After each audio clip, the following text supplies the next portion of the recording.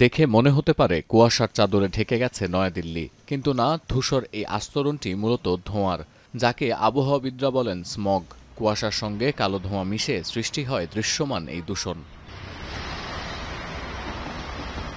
দীপাবলিতে প্রচুর বাজি পোড়ানো হয় গোটা ভারতেই। প্রতি বছরই দেখা যায় দিওয়ালির পরপর শুরু হয় এই স্মগ এফেক্ট।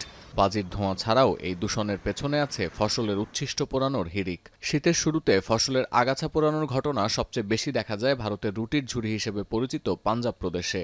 ফসল পোড়ানো শুরুর 1-2 দিনের মধ্যেই তুলনামূলক ঠান্ডা বাতাসের সঙ্গে মিশে যায় এই বিষাক্ত ধোঁয়া, আর এই আস্তরণে ঢেকে যায় চারপাশ। আশঙ্কাজনক হারে পড়তে শুরু করে বায়ুমান।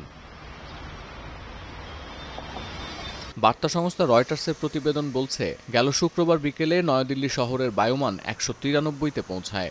আইকিউ এয়ার কোয়ালিটি ইন্ডেক্স অনুসারে এদিন নয়াদিল্লির বেশ কয়েকটি এলাকার বায়ুমান চরম অবনতির ক্যাটাগরিতে ছিল। বায়ুমানের এই অবনতির জেরে দিল্লির হাসপাতালগুলোতে বেড়েছে রোগীর চাপ। জরুরি বিভাগে যে রোগীরা ভিড় করছেন তাদের অধিকাংশই শিশু ও বয়স্ক। শ্বাসকষ্ট ছাড়াও বুকে ব্যথা নিয়ে হাসপাতালে ভর্তি হচ্ছেন অনেকে, তবে সবচেয়ে বেশি ঝুঁকিতে পড়েছেন তারাই যাদের হাঁপানি আছে। Currently, what we are seeing because of the very high or bad AQI is basically the acute effects, and they can be because of people who have underlying heart or lung disease, or who are older of older age group or younger children. In them, we are seeing more of chest discomfort, breathing difficulty, cough.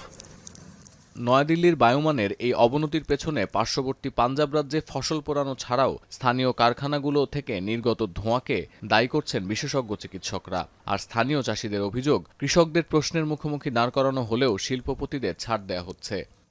ਕਿੰਨੀਆਂ ਫੈਕਟਰੀਆਂ ਚੱਲ ਰਹੀਆਂ, ਉਹ ਵਾਤਾਵਰਨ ਖਰਾਬ ਨਹੀਂ ਕੋਈ, ਇਹ ਸਿਰਫ ਕਿਸਾਨਾਂ ਦਾ ਧੂਆਂ ਦਿਖਦਾ ਇਹਨਾਂ ਨੂੰ ਹੈ। ਅਸੀਂ ਜੇ ਠੀਕ ਆ, ਅਸੀਂ ਅੱਗ ਲਾਉਨੇ ਆ ਤੇ ਅਸੀਂ ਵਾਤਾਵਰਨ ਕਿੰਨਾ ਤਿਆਰ ਕਰਕੇ ਦਿੰਨੇ, ਇਹ ਵੀ ਦੱਸਣ ਸਾਨੂੰ। এদিকে বায়ুমানের বেহাল দশা পার্শ্ববর্তী দেশ পাকিস্তানেও। দূষণ ঠেকাতে বৃহস্পতিবার থেকে পাঞ্জাব প্রদেশের লাহোরে ব্যবহার করা হচ্ছে অ্যান্টি স্মগ গান।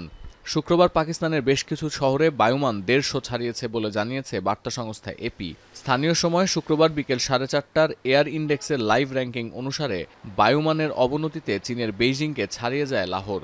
তালিকার 8 নম্বরে আছে করাচি। লাহোর ও ফয়সালাবাদে শিল্পায়ন, করাচির বন্দর ও নগর পরিকল্পনা, ইসলামাবাদ ও রাওয়ালপিন্ডিতে অবকাঠামোগত উন্নয়নের হিড়িক, আর মুলতানে ফসলের উচ্ছিষ্ট পোড়ানোর মৌসুম। বিচ্ছিন্ন অথচ এক সূত্রে গাঁথা এই কারণগুলোকে পাকিস্তানের বায়ুদূষণের পেছনে দায়ী করছে স্থানীয় সংবাদ মাধ্যমগুলো। সতীর্থ কর্মকার, এখন বিশ্ব।